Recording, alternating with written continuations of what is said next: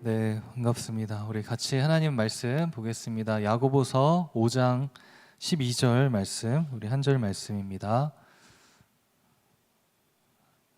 네, 우리 함께 한 목소리로 합독하겠습니다. 시작. 네, 형제들아, 무엇보다도 맹세하지 말지니 하늘로나 땅으로나 아무 다른 곳으로도 맹세하지 말고 오직 너희가 그렇다고 생각하는 것은 그렇다 하고 아니라고 생각하는 것은 아니라 하여 정죄받음을 면하라. 아멘. 네, 우리 가슴에 손을 얹고 우리 믿음의 고백을 함께 하기 원합니다. 나는 하나님의 사람입니다. 나는 하나님을 예배하는 예배자입니다. 나는 예수님의 증인입니다. 우리는 그리스도 예수 안에서 한 몸입니다. 네, 우리의 이 고백이 평생의 고백이 되기를 소망합니다. 여러분들 추석 다들 잘 보내셨어요? 옆에 사람 한번 쳐다봐봐요. 네, 얼굴이 더 몇 킬로 쪘나 얼굴 좀 보고. 네. 이제 다시 새롭게 이제 시작하는데 하나님께서 새 힘과 능력을 오늘 크게 부어주셔서 우리 내일부터 또 새롭게 힘차게 달려갔으면 좋겠습니다.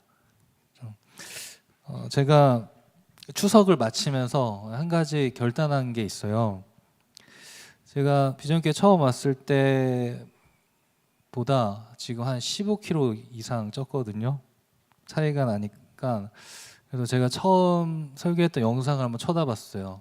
2023년 12월 31일 영상.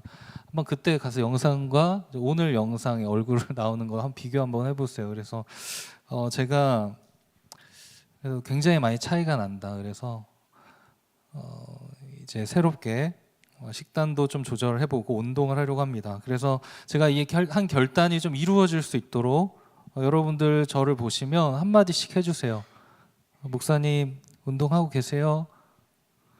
목사님 식단 조절하고 계세요? 이렇게 물어봐 주시면 제가 도전을 받고 다시 마음을 잡고 이렇게 열심히 하도록 하겠습니다. 근데 제가 만약에 이렇게 말한다면 어떨까요? 여러분들 제가 15kg 빼겠습니다. 제가 못 빼면 사람이 아닙니다. 못 빼면 제가 어떤 것들을 하겠습니다. 제가 하늘을 걸고 땅을 걸고 맹세합니다. 이렇게 제가 이렇게 얘기를 한다면 여러분도 어떤 생각이 드세요? 그래? 목사님 잘하나 한번 봐보자. 이런 마음이 들죠? 아니에요? 그런 마음이 들 것 같아요. 목사님 다이어트 응원해야지가 아니고 그래 잘하나 안 하나 한번 봐보자. 그렇죠? 단순히 어떤 표현의 문제라기보다도 아마 이런 어떤 이걸 맹세라고도 할 수 있잖아요. 어떻게 맹세? 이거를 하고자 하는 어떤 인간의 마음, 제가 그렇게 말한다면 제 안에는 어떤 다른 무엇인가 죄성이 담겨져 있는 것이 아닌가, 제가 이 맹세라는 말씀을 준비하면서 묵상하면서 생각하게 되었습니다. 그러니까 그런 마음, 그런 죄성을 가진 어떤 사람을 보면 그 사람이 막 이렇게 좋게 보여지지가 않고 다른 쪽으로 어떻게 적대심을 갖게 된 그런 마음으로 우리도 자연스럽게 반응을 하게 될 수 있다는 겁니다. 그렇죠? 제가 도와주세요 하면 여러분 도와주고 싶잖아. 하나 보자 그러면 그래 보자 이렇게 되는 거죠. 우리들이 어떻게 보면 자연스럽게 나타날 수 있는 반응이라는 생각이 들어요. 그래서 오늘은 이 맹세에 대해서 한번 생각을 해보려고 합니다. 그래서 우리 자신도 한번 돌아보면서 우리가 야고보서 살펴보면서 더욱더 행함 있는 믿음으로 더욱더 세워져 가기를 소망합니다. 여러분 오늘 본문은 지난 시간에 이어서 이 야고보가 사랑하는 형제들에게 말씀합니다. 말씀의 핵심은 뭐예요? 맹세하지 말라. 맹세하지 말라. 우리가 일반적으로 맹세라는 단어를 생각해 보면 무엇인가 이렇게 거는 것을 생각해 볼 수 있어요. 어려운 시절을 생각해 보면 친구들이 나를 무시하는 발언을 했을 때, 혹시 나를 믿지 못하는 발언을 했을 때, 아니다, 난 그런 사람 아니야. 난 분명히 이것을 할 수 있다. 내 말이 맞아. 안 그러면 내 손에 장을 지질 것이다. 혹은 부모님을 건다. 뭐 이런 얘기를 어렸을 때 그런 맹세를 했던 기억이 나요. 되게 어렸었죠. 그러니까 맹세라고 할 수 있어요. 사람과의 관계 속에서 무엇인가 제3의 것을 걸고 그것을 가져오면서 내 주장, 내 어떤 의견을 더욱더 확고하게 하는 모습, 그것을 아마 맹세라는 단어로 생각해 볼 수 있어요. 성경에서도 이런 모습들을 우리가 찾아볼 수 있습니다. 자신이 하는 말에 대한 진실성을 담기 위해, 확신을 심기기 위해 하나님의 이름을 걸고 맹세했던 것도 우리가 살펴볼 수 있습니다. 창세기 31장 50절 한번 보면요, 그렇죠? 마지막 보라, 하나님이 나와 너 사이에 증인이 되신다. 하나님을 두고 맹세하는 모습을 생각해 볼 수 있어요. 사무엘상 20장 13절 말씀도 보면 그러나 만일 내 아버지께 너를 쭉 더 가서 보면요, 평안히 가게 하지 아니하면 여호와께서 나 요나단에게 벌을 내리시고 또 내리시길 원하노라. 그렇죠? 너를 편하게 보내시지 않으면 나에게 벌을 내길 원한다. 하나님의 이름을 걸고. 그렇죠? 욥의 경우도 있어요. 친구들의 여러 다른 주장들 앞에서 욥기 16장 19절 보면 하나님이 나의 증인이십니다. 이런 고백을 해요.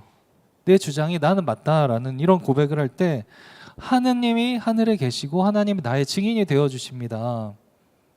바울도 그런 고백을 했죠. 로마서 1장 9절도 보면 내가 그의 아들의 복음 안에서 내 심령으로 섬긴 하나님이 나의 증인이 되시거니와. 그렇죠? 항상 내 기도에 쉬지 않고 너희를 말하며, 항상 성도들을 생각할 때 기도하며 애썼다는 겁니다. 여러분들을 생각하면서 하나님이 알고 계신다, 그런 얘기를 하시는 거죠.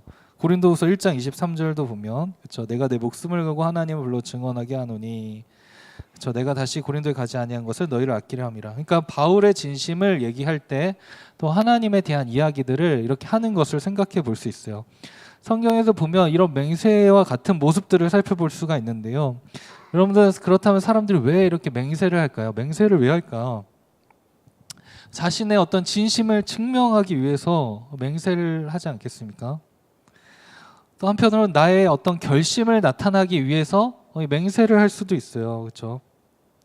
나의 어떤 논지를 보충하고 보강하기 위해서 할 수도 있습니다. 또는 나의 어떤 억울함을 나타냈을 때 난 그렇지 않았다, 그렇게 얘기할 때도 이 맹세라는 것을 할 수도 있습니다. 그 외에 여러 가지 상황들이 있을 수 있어요. 여러분들도 맹세를 해보셨을 때 어떤 마음으로 맹세를 해보셨습니까? 분명히 그 안에 뭔가가 이유가 있을 것 같아요. 그 마음이 한편으로 이해가 됩니다. 여러분들 세상을 살아가면서 이 세상에, 이 80억 인구 중에 나 혼자 남아있는 것 같다, 이런 생각해 본 적 있어요? 그런 시기를 경험해 본 적이 있으세요? 저희도 짧은 인생 속에 그런 시기를 경험한 적이 있어요. 몇 차례. 정말 나 혼자만 있는 것 같은, 다른 사람들은 같이 있지만 혼자만 있는 것 같은, 나의 믿음과 나의 중심과 이것들이 증명이 되지 않는 그런 상황에 놓여질 때가 있었습니다. 근데 하나님은 모든 것을 알고 계십니다. 이런 고백들을 할 때가 있거든요. 그러면서 욥이 아까 그런 고백했잖아요. 나의 증인은 하늘에 계십니다. 하나님은 저의 증인이십니다. 하나님은 아십니다. 그런 고백이 드러나요. 그래서 제가 이거를 뭐 사람들한테 막 이렇게 얘기를 막 하고 그러진 않았지만, 그렇게 맹세하고 하나님에 대한 어떤 그것을 막 얘기하고 싶은 마음들이 제 안에 많이 있었던 것을 생각하게 됩니다.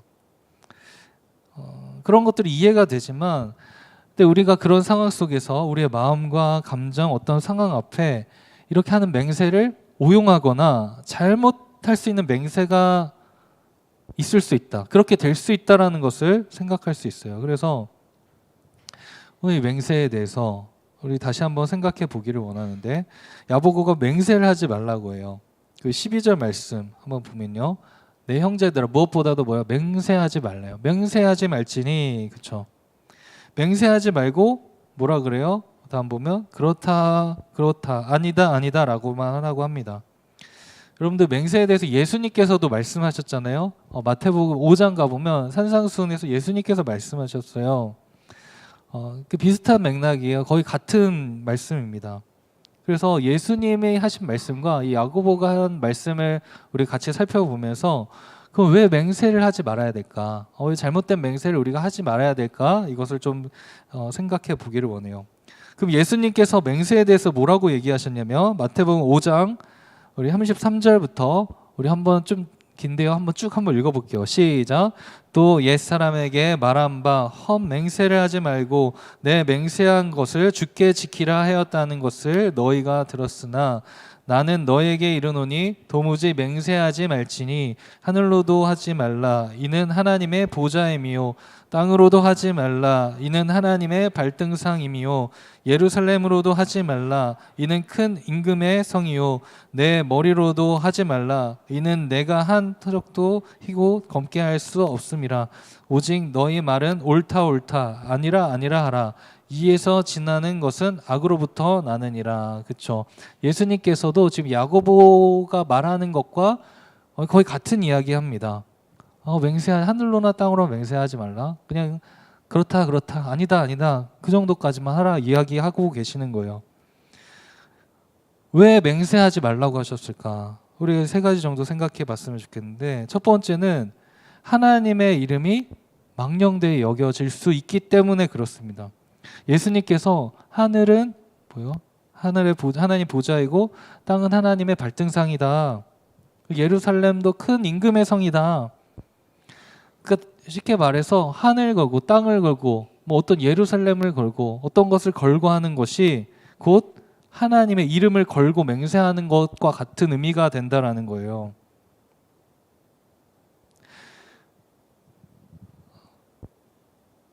그렇죠.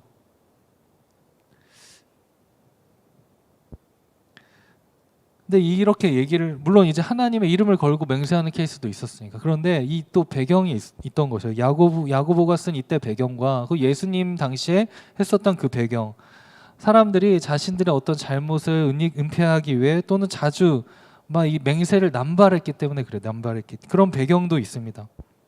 헛되게 그냥 쉽게 지켜지지 않을 것 같지만 당장의 현실을 무마하기 위한 어떤 맹세들 하나님의 이름을 막 남용하는 것들 그런 것들이 지금 있었기 때문에 맹세하지 말라라고 얘기를 하는 것입니다.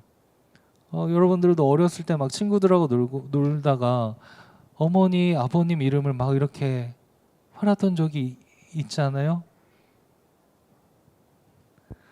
저만 나쁜 사람이고 다 잊었어요. 저 죄송합니다 부모님. 그 어렸을 때 했던 거 어렸을 때 아무것도 몰랐을 때 그게 뭔지도 모르고 그냥 하는 거예요. 그 조그만 아이가 그냥 현재 뭔가 이거를 막 벗어나기 위해서 죄가 죄인지도 모르고 했었던 모습이에요.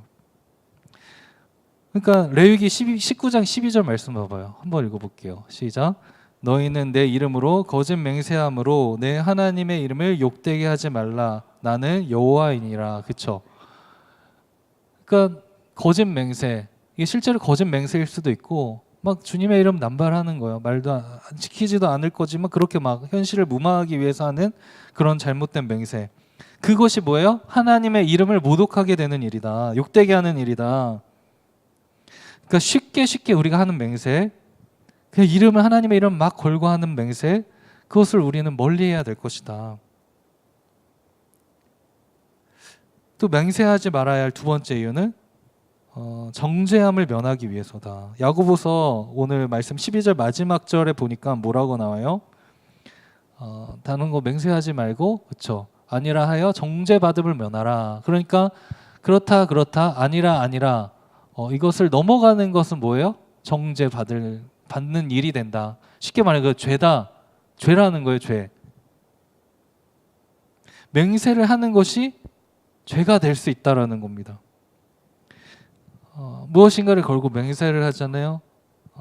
어떤 제3의 것을 끌고 와서 내 주장을 막 관철시키려고 할 때 그때 어떤 마음이요? 내 안에 여러 가지 감정들이 막 섞이게 되는 거예요.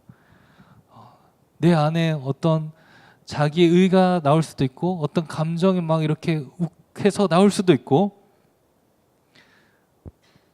어떤 욕심, 다른 동기들 그런 것들로 인해서 맹세를 하게 될 수 있다라는 겁니다. 그렇죠? 그것 자체가 사실 죄가 될 수 있다라는 거예요. 제가 15kg 뺄 겁니다. 여러분들 보니까 믿지 않는 눈치인데요. 제가 하나하나 보세요. 막 이러면서 제가 막 열을 올리는 거예요.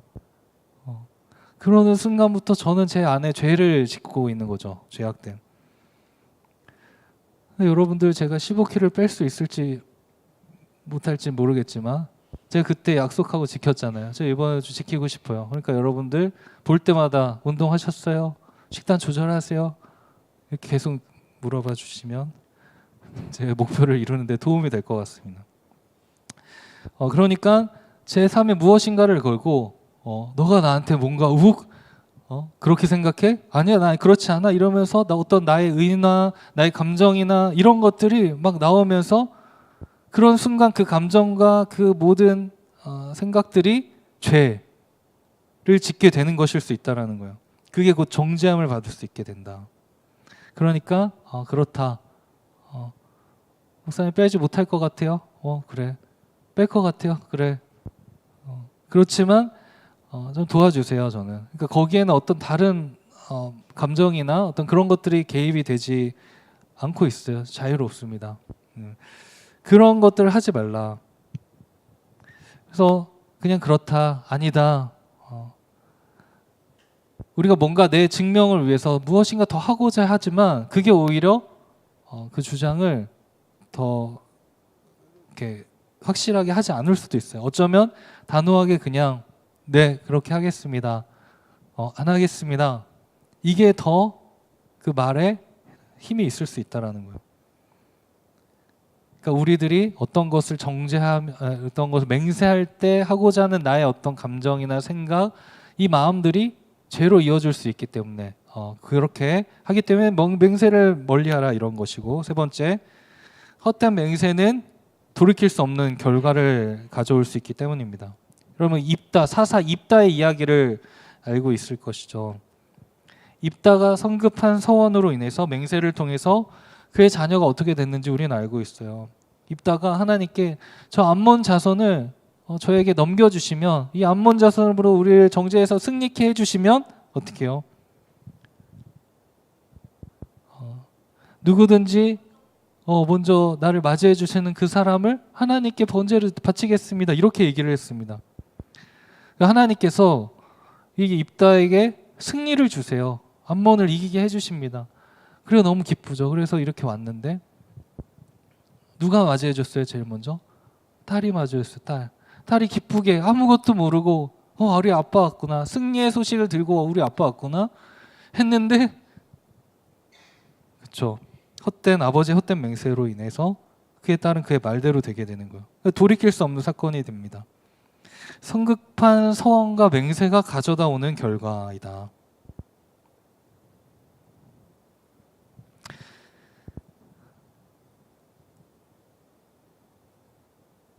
그러니까 우리가 쉽게 맹세하고 하나님 앞에 서원하고 이런 것들, 여기서도 이 사람이 입다가 어떤 마음으로 그런 얘기를 했을까요? 내가 저 암몬을 꼭 이기고 싶다. 그 이면에는 어떤 자신의 명성이 있었을 수도 있죠. 근데 그런 무리한 그런 맹세를 하면서 그런 이상한 조건을 걸면서 한 것이죠. 그거 하면 안 됩니다. 무서운 일이 될 수 있습니다. 그래서 우리가 살아가면서 무엇인가를 또 약속도 할 수 있고 어떤 것들을 결단도 할 수 있고 다짐도 할 수 있죠. 근데 우리가 그 과정 가운데 나의 어떠한 것들을 증명하기 위해, 나타나기 위해 더 나아가지 않아도 되는 것들을 하면서 맹세하는 것, 그래서 범죄하는 것, 이런 것들을 우리가 멀리하기를 원하는 것입니다. 그런 생각을 했어요. 우리가 살면서 저 사람은 나의 말을 아무리 말해도 믿지 않고 듣질 않아, 이런 경우가 있을 수도 있습니다. 그래서 때로는 삶을 살아갈 때 어떤 말보다 더 중요한 거는 그 사람의 삶이다, 이런 생각이 듭니다. 우리가 맹세하려고 하는 것은 결국에 나를 증명하고 내가 그렇지 않다라는 것을 자꾸 얘기하려고 하는 것이니까 그럴 수 있잖아요. 그래서 이 말씀을 묵상하면서 아 그게 아니고 그러면 말하지 않아도 저 사람이 나를 믿을 수 있게 살아가면 되지 않을까. 누군가를 나를 오해하거나 또 나의 주장 막 증명해야 되거나 그럴 때 우리가 말로 맹세하고 그런 것들이 아니라 우리의 삶으로 증명하기를 원한다. 그래서 이 주석에 보니까 이렇게 글을 썼더라고요. 맹세를 선호하고 남발하는 것은 옳지 않으며 맹세 없이도 상대방에게 신뢰받을 수 있는 성실한 삶을 살아가는 것이 바람직하다는 것이다. 그러니까 맹세가 필요 없는 삶. 그 두 명이 생각이 났죠. 요셉과 다윗. 요셉 창세기 39장 3절 말씀 우리 같이 한번 읽어볼게요. 시작. 그의 주인이 여호와께서 그와 함께 하심을 보며 또 여호와께서 그의 범사에 형통하게 하심을 보았더라.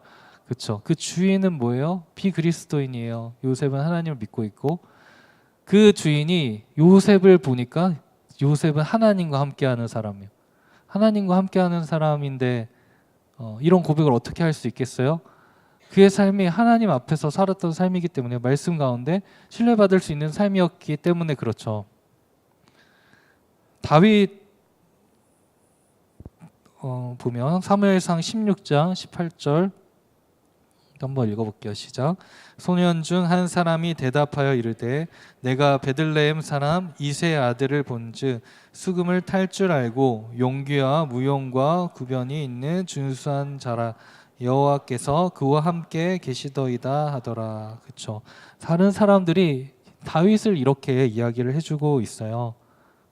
사무엘상 18장 14절 말씀도 보면 다윗이 그의 모든 일을 지혜롭게 행하니라 여호와께서 그와 함께 계시니라.